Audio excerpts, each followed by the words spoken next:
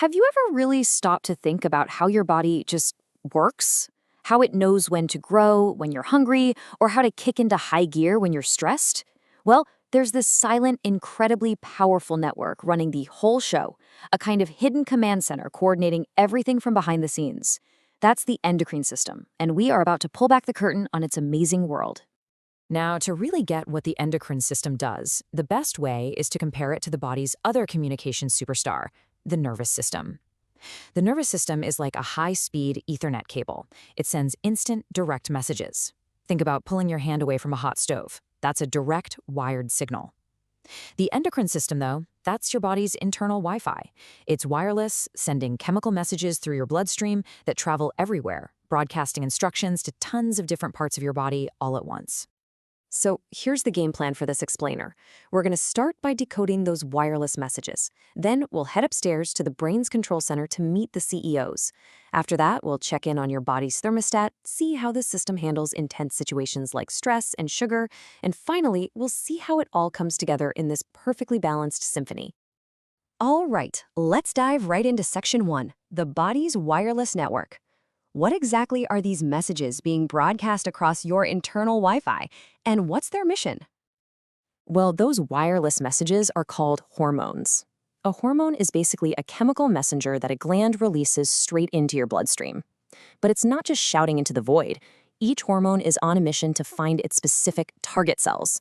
These cells have special receptors that fit that hormone perfectly, kind of like a key fitting into a lock. And once it docks, boom, it delivers its instructions. And what are those instructions? Oh, just pretty much everything. Hormones are the ultimate master regulators. They control your body's chemical balance, they manage your energy levels, they coordinate your growth, support your immune system, they even play a huge role in reproduction. They are the ultimate multitaskers for sure. So if hormones are the messages, who's sending them? I mean, every big operation needs a CEO, right? And in the endocrine system, the entire executive suite is located right at the base of your brain. So let's meet the big bosses, the hypothalamus and the pituitary gland. And you can see here just how small but powerful this little area is. The hypothalamus is the crucial link connecting your nervous system to your endocrine system, and tucked right underneath it is the pituitary gland. People call it the master gland for a reason. It takes orders directly from the hypothalamus and then turns around and directs almost all the other glands in your body. And the chain of command here is just beautiful in its simplicity. It works like this. The hypothalamus senses something's needed in the body, and it gives an order.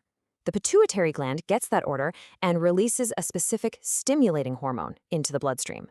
That hormone then travels all the way to its target gland, let's say the thyroid, which gets the message and does its job. Simple, elegant, and super efficient.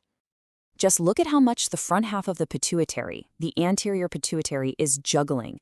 You've got hormones like thyroid-stimulating hormone, or TSH, which, you guessed it, tells the thyroid when to get to work. Then you have ACTH, which pokes the adrenal glands into action, plus others like FSH and LH that are absolutely vital for reproduction. It really is like a central dispatch, sending out specific work orders all day, every day. Now the back half of the pituitary, the posterior pituitary, has a totally different job. It's less of a factory and more of a warehouse. See, it doesn't actually make its own hormones. Instead, it stores and releases two super important ones that the hypothalamus makes. Oxytocin, which you might know for its role in childbirth and bonding, and antidiuretic hormone, or ADH, which is the master of your body's water balance. Okay, so we've met the control center. Now let's go visit one of the key departments it manages, the glands that basically act like your body's thermostat and resource manager. Let's talk about the thyroid and parathyroid glands. And here it is, this small, butterfly-shaped gland right at the front of your neck. It might only weigh about 25 grams, but don't let its size fool you. Its influence over your body's overall pace and energy is absolutely massive. Its main job is to pump out two hormones, T3 and T4. These guys control your metabolism, which is really just a fancy word for how fast your cells burn energy. And here's a crucial fun fact. To make these hormones, the thyroid absolutely has to have iodine. That's why getting enough iodine in our diet is so important. But the thyroid isn't just about energy. It's also part of this really delicate balancing act for calcium. It produces a hormone called calcitonin, which lowers your blood calcium if it gets too high. And working in perfect opposition, you have these four tiny parathyroid glands that release parathyroid hormone, or PTH, to raise blood calcium when it gets too low. It's this beautiful little push and pull system, always keeping things in check. All right, let's move on to the high-stakes department. We're talking about the glands that manage our immediate responses to threats and our most critical energy source, sugar. Time to look at the adrenal glands and the pancreas. Sitting like little hats right on top of your kidneys are the adrenal glands. Each one is actually two glands in one. You've got an outer layer called the cortex and an inner part called the medulla, and both of them produce hormones that you literally cannot live without. The adrenal cortex is your long-term stress manager. It makes glucocorticoids, like the famous cortisol, to regulate your metabolism and how you respond to stress. They also have powerful anti-inflammatory effects. And at the same time, it's making mineralocorticoids, like aldosterone, which is critical for controlling your body's water and salt balance. And that, in turn, regulates your blood pressure. Okay, let's talk fuel. The pancreas is an interesting organ, but in the endocrine system, its role is crystal clear. It is the undisputed fuel manager of the body, and its specialty is our #1 energy source, glucose. So you just finished a big meal and your blood sugar starts to spike. What happens? Does your body panic? Nope. It's got a plan. That plan is called insulin. When your blood sugar gets high, these special beta cells in the pancreas release insulin.